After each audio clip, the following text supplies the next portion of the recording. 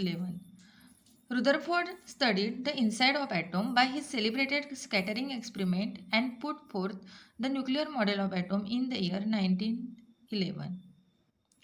1911 मध्ये रुदरफोर्ड नावाचे हे जे सायंटिस्ट होऊन गेले त्यांनी अणूच्या अंतरंगाचा शोध घेतला आणि त्याच्यामध्ये त्यांनी विकिरणाचा प्रयोग केलेला आहे आणि त्यावरून त्यांनी अणूचे केंद्रकीय प्रारूप हे 1911 मध्ये सिद्ध केले. रुदरफोर्ड टूक a very thin gold foil thickness 10⁻⁴ mm. त्यासाठी रुदरफोर्डनी एक अतिशय पातळ पत्रा घेतलेला आहे की ज्याची जाडी 10⁻⁴ mm एवढी आहे. बघा 1 mm ला जर आपण 1000 ने भागले तर 1 × 10⁻⁴ असा हा गुणाकार येतो. म्हणजे 1 mm ला जर आपण 1000 ने भागल्यानंतर आपण 10⁻⁴ mm एवढी जाडी असलेला हा पातळ अतिशय सूक्ष्म पातळ पत्रा घेतलेला आहे. And bombarded it with positively charge alpha particles emitted by a radioactive element. आणि काय केलेलं आहे, रेडिओ ॲक्टिव्ह एलिमेंट म्हणजे किरणोत्सारी पदार्थ घेतलेला आहे. किरणोत्सारी मूलद्रव्य घेतलेला आहे की ज्याच्यामधून किरणोत्सार कंटिन्युअस होत राहतो. अशामधून अल्फा पार्टिकल्स जे आहेत अशा मूलद्रव्यातून अल्फा पार्टिकल्सचा मारा त्या सोन्याच्या पातळ पत्र्यावरती केलेला आहे. He observed the path of alpha particles by means of a fluorescent screen around gold foil. त्यांनी अल्फा पार्टिकल्सचा मार्ग पाहिला जो त्या गोल्ड फॉईलमधून वरती मारा केल्यानंतर ह्या अल्फा पार्टिकलचा मार्ग कोणत्या दिशेने आहे, कसा आहे याचा अभ्यास त्यांनी केलेला आहे. आणि एक गोष्ट इथे महत्त्वाची लक्षात घेण्यासारखी आहे की त्या गोल्ड फॉईल भोवती त्यांनी फ्लोरोसेंट स्क्रीन प्रदीप्तमान असा पडदा लावलेला आहे. It was expected that the alpha particles would get reflected from the gold foil if the positively charge mass were evenly distributed inside the atoms. आता ते काय म्हणतायत की जर समजा डाल्टन्सच्या थेअरीनुसार जर का धातू किंवा एखाद्या मूलद्रव्यामध्ये जर सगळीकडे पॉझिटिव्हली चार्ज पार्टिकल्स हे समांतररित्या जर वितरित झालेले असतील, युनिफॉर्मली वितरित झालेले असतील, तर इथे काय व्हायला हवे की अल्फा कण हे मारा केल्यानंतर सोन्याच्या पातळ पत्र्यावरती मारा केल्यानंतर ते रिटर्न यायला हवेत, रिफ्लेक्टेड व्हायला हवेत. म्हणजे जसं की आपण मारा करू ते काय व्हायला पाहिजेत, रिफ्लेक्ट. आता समजा एखादी वस्तू आहे त्याच्यावरती किरणे पाठवली तर ते रिफ्लेक्ट होतात, परावर्तित होतात. तसं काहीतरी अपेक्षित होतं त्यांना, पण इथे तसं घडलेलं नाही आहे. पहा काय घडलेलं आहे पुढे.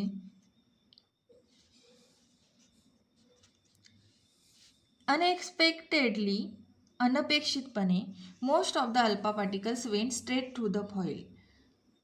अ स्मॉल म्हणजे काही अल्फाकण काय झालेले आहेत, सरळ त्या सोन्याच्या पातळ पत्र्यापासून आरपार गेलेले आहेत.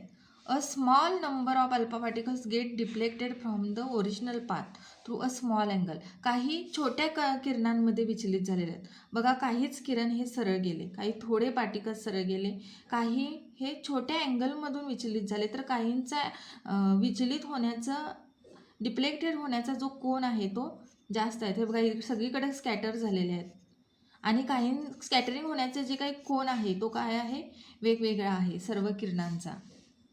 काही लहान कोनातून तर काही मोठ्या कोनांमधून काय झालेले आहेत, सगळीकडे विचलन झालेलं आहे त्यांचं. A still smaller number of alpha particles get deflected through a larger angle and surprisingly one alpha particle out of 20,000 bounced back in the direction opposite to the original path. आणि आश्चर्यकारक गोष्ट म्हणजे काय, तर जे 20,000 किरणे गेली होती, अल्फा कण जे 20,000 से सरळ पाठवले गेले त्यातला एक हा काही अंशाने विचलित झाला, उलट मार्गाने काय झालेला आहे, विचलित झालेला आहे. पहा ही आकृती, यामध्ये आपल्याला समजते की एक मधल्या मार्गातून गेलेला एक काय झालेला आहे, काही ह्या अशा कोनातून विचलित झालेले आहे, काही सरळ गेले, काही वेगवेगळ्या कोनातून काय झालेले आहेत, विचलित झालेले आहेत. The large number of the alpha particles that went straight through the foil indicates that there was no obstacle in their path. जे किरण सरळ गेले त्याच्यावरून आपल्याला काय समजलं की त्यांच्या मार्गात कोणताही अडथळा नसावा. It mean that there must be mainly an empty space inside the atom in the solid gold foil. म्हणजेच काय तर त्या गोल्ड फॉईल सोन्याच्या पातळ पत्र्यातून ज्या अर्थी किरणे आरपार गेलेली आहेत, हे पहा इथं दिसते आपल्याला की किरणे आरपार गेलेली आहेत, सरळ मार्गाने काही किरण गेलेले आहेत, त्या अर्थी आपल्याला काय समजलं की त्यांच्या मार्गात कोणताही अडथळा नसावा. The small number of alpha particles that get deflected through a small or a big angle must have faced on an obstacle in their path. काही किरण मात्र काय झालेले आहेत, थडकून, काही लहान कोनांनी तर काही मोठ्या कोनांनी काय झालेले आहेत, थडकून काय झालेले आहेत. समजा यांच्या मार्गात धन कण इथं आलेला असेल तर थडकून काय झालेले आहेत, मोठ्या अँगलनी विचलित झालेत, काही छोट्या अँगलनी विचलित झालेले आहेत.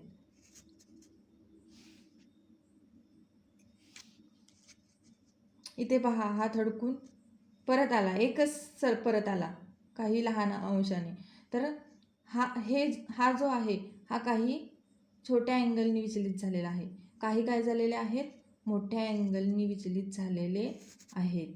अशा पद्धतीने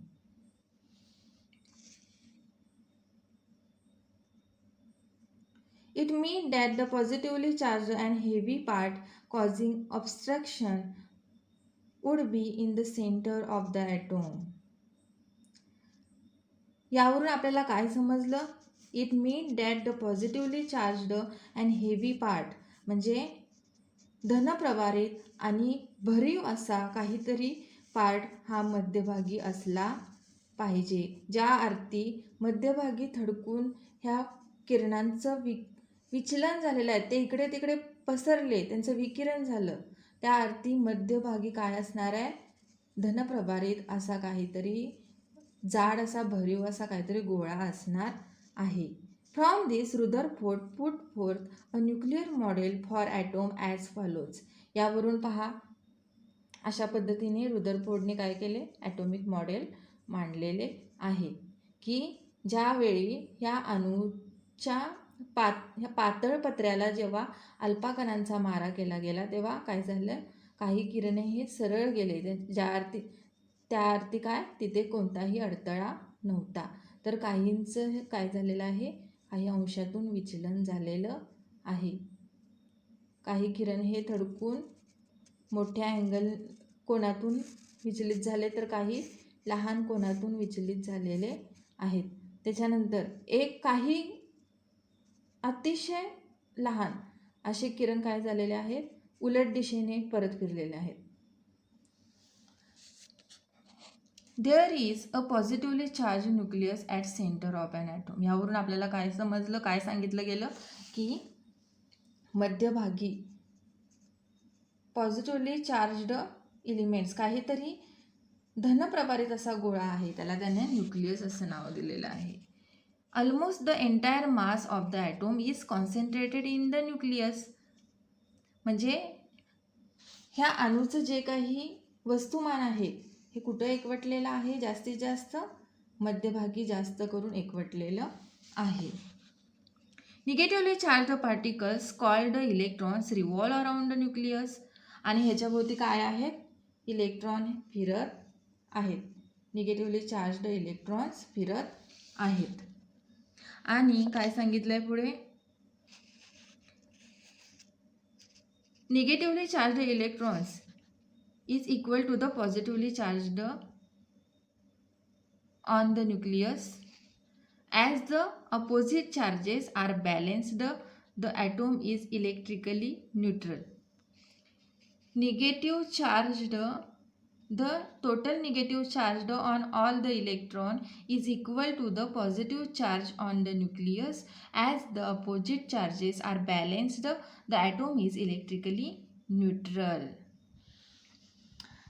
धनप्रभारित कण मध्यभागी असलेल्या गोळ्यांमध्ये जे काही आपण पाहिलं, न्यूक्लियस म्हटलं आपण त्याला, त्याच्यामध्ये जे धनप्रभारित कण आहेत आणि त्याच्याभोवती फिरणारे हे जे काही इलेक्ट्रॉन्सचे कण, ऋणप्रभारित कण आहेत, ते कसे आहेत, समान असल्यामुळे ते एकमेकांना काय होत आहेत, कॅन्सल होत आहेत.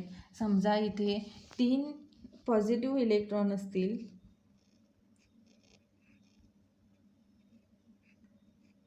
3 पॉझिटिव्ह धनप्रभारित कण असतील, तर त्याला निगेटिव्ह 3 इलेक्ट्रॉन असतील आणि ते एकमेकांना काय होणार आहेत, कॅन्सल होणार आहेत आणि तो जो काही ॲटोम असणार आहे तो न्यूट्रल होणार आहे विद्युतप्रभारित दृष्ट्या.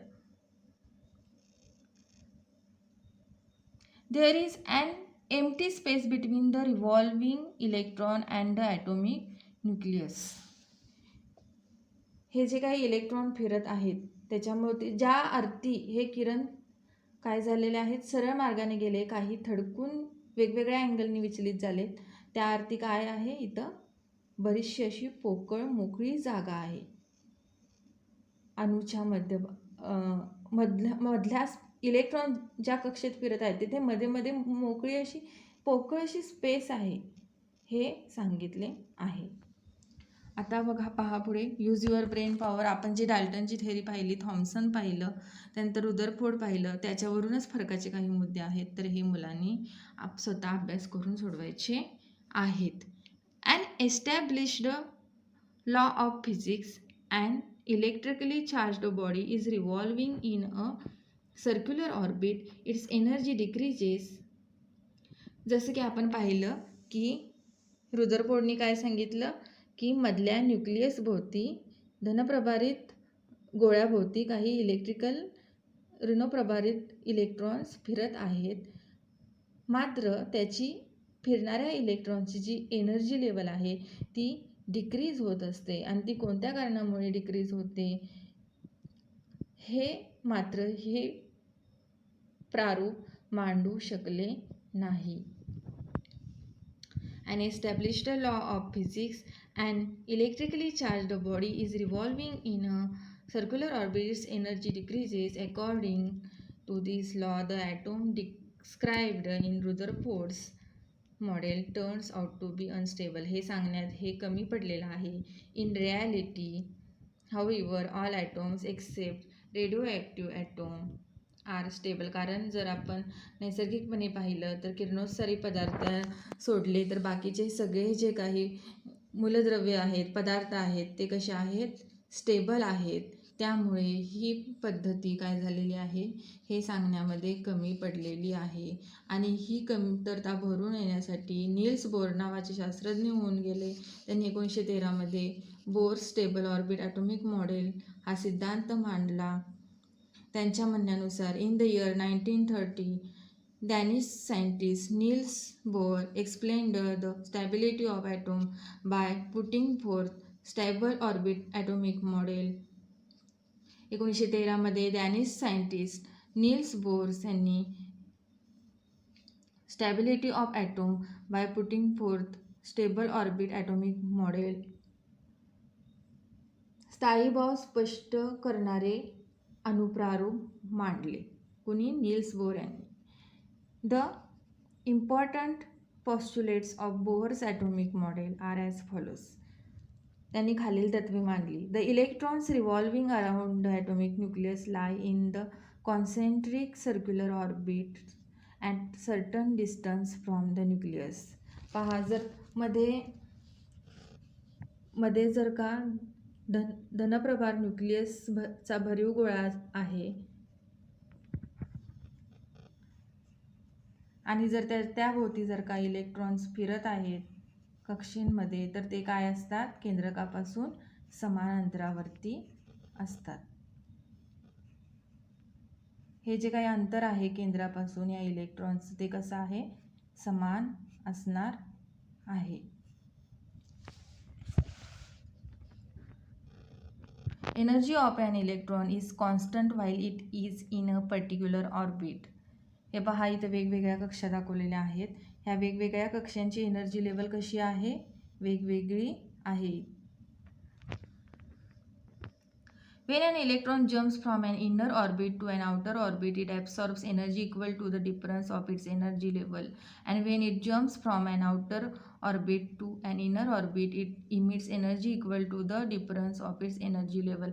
म्हणजेच काय तर इथं ज्या आपण वेगवेगळ्या कक्षा पाहिल्या त्यामध्ये समजा इलेक्ट्रॉन हा केस शेलमध्ये असेल आणि जर त्याने एनर्जी ॲब्सॉर्ब घेतली आणि त्याने जर का जंप केलं आणि तो आउटर शेलमध्ये आला आणि समजा त्यानंतर त्याने एनर्जी लॉस केली आणि तो परत इनर शेलमध्ये आला, तर ही जी काही एनर्जीची लेवलची जी काही डिफरन्स आहे त्यामुळे काय होत असते, काही ऊर्जा बाहेर पडत असते. हा जो ऊर्जा पातळीतला फरक आहे, इलेक्ट्रॉन काय करतो जेव्हा तो आतल्या कक्षेमध्ये असतो तेव्हा ऊर्जा शोषून घेतो आणि तो बाहेरच्या कक्षेत उडी घेतो, आणि जेव्हा बाहेरच्या कक्षेतून परत आतल्या कक्षेमध्ये जात असतो तेव्हा तो काही ऊर्जा बाहेर टाकतो. हा जो ऊर्जा पातळीतला फरक आहे यामुळे ऊर्जा उत्सर्जित होत असते. Do you know when table salt sodium chloride is throne on LPG gas stove flame. जर आपण आपल्या घरामध्ये गॅसची शेगडी आहे पहा, त्याच्यावरती जर आपण मीठ जर का टाकलं तर काय होणार, पिवळा प्रकाश बाहेर पडेल. Immediately yellow spark forms on that place. If sodium धातू जर आपण घेतला आणि तो जर पाण्यामध्ये टाकला तर काय होईल, तो पिवळ्या ज्योतीने जळतो पहा. आपण विज्ञान प्रदर्शनामध्ये सुद्धा हा प्रयोग करतो. कधी कधी कापसाच्या गोळ्यामध्ये काय करतो, सोडियम मेटल गुंडाळतो आणि किंवा कागदाच्या कपट्यामध्ये सोडियम मेटल गुंडाळतो आणि पाण्यामध्ये टाकतो तर तो पिवळ्या ज्योतीने जळतो. आणि हे एक मॅजिक एक्सपेरिमेंट म्हणून ठेवतो आपण त्याला. तर का तर तो पाण्याचा संपर्क आल्यामुळे पिवळ्या ज्योतीने जळतो. On road sodium vapour lamp gives yellow colour light. रोडवरती असलेले जे काही लाईट्स आहेत ते काय करतात, सोडियम वेपर लॅम्प आहेत ते, त्याच्यामधून पिवळा प्रकाश बाहेर पडतो. हायवेला असलेले जे लॅम्प्स असतात त्यामधून. From all above examples the electron of sodium absorbs energy and goes to outer most shell and come back to inner shell by emitting energy. The difference of energy level of these two shells of sodium is fixed. यामध्ये सुद्धा बघा काय झालेलं आहे की आत्ताच मी दाखवलं त्या पद्धतीनं, आतमध्ये जेव्हा इलेक्ट्रॉन असतो तेव्हा तो एनर्जी शोषून घेतो, बाहेरच्या कक्षेमध्ये उडी मारतो. हे जी ऊर्जा पातळीतला फरक आहे यामुळे काय होत असते, ऊर्जा उत्सर्जित होत असते आणि त्यामुळे जेव्हा त्याची ऊर्जा कमी होते परत तो आतल्या लेअरमध्ये जातो, आतल्या त्या कक्षेमध्ये जातो आपल्या, त्यावेळी काय होत असते, या क्रियेमध्ये ऊर्जा उत्सर्जित होत असते. आणि ही जी ऊर्जा उत्सर्जित होते अशा पद्धतीनं ती पिवळ्या कलरची असते. म्हणून आपल्याला ह्या सगळ्या उदाहरणांमध्ये पिवळ्या कलरची लाईट उत्सर्जित झालेली दिसते आहे. This difference is similar to energy of yellow light. Therefore, in above example, same specific yellow light emitted. He yellow light यामुळेच काय झालेलं आहे, उत्सर्जित झालेलं आहे. आणि हे आपल्याला सोडियम मेटलच्या बाबतीत जर आपण उदाहरण घेतलं तर जास्त पद्धतीने दिसून येते आहे. Some more about atomic models were put forth after Bohr's atomic model. आता बोहर्सनी हे जे ॲटॉमिक मॉडेल मांडलं यानंतर बरेचसे ॲटॉमिक मॉडेल मांडण्यात आलेले आहेत. आणखीन ह्याच्यामध्ये डीप अभ्यास केला गेला. Atomic structure was studied at depth with the advent of a new branch of science called a quantum mechanics. त्या ब्रँचचं नाव काय आहे, क्वांटम मेकॅनिक्स म्हणतात त्याला. विथ क्वांटम मेकॅनिक्स या सायन्सच्या जी काही मोठी ब्रँच आहे त्याच्यामध्ये त्याचा अभ्यास केला गेला. एक स्पेशल सखोल अभ्यास करण्यासाठी विज्ञान शाखेमध्ये क्वांटम मेकॅनिक्स म्हणून शास्त्र अस्तित्वात आले. With all this those some well accepted fundamental principles of atomic structure are as follows. हे जे काही वेगवेगळ्या शास्त्रांनी वेगवेगळे तत्त्व मांडली, त्यानंतर क्वांटम मेकॅनिक्स ही जे काही शास्त्रीय पद्धती अस्तित्वात आली, ह्यामधून आपल्याला अणूची एक मूलभूत संरचना पाहायला मिळते. ही संरचना आपण उद्या अभ्यासणार आहोत. पुढच्या लेक्चरमध्ये अभ्यासणार आहोत ॲटॉमिक स्ट्रक्चरमध्ये, ज्यामध्ये न्यूक्लियस, प्रोटॉन, न्यूट्रॉन, इलेक्ट्रॉन याचा आपण अभ्यास करणार आहोत.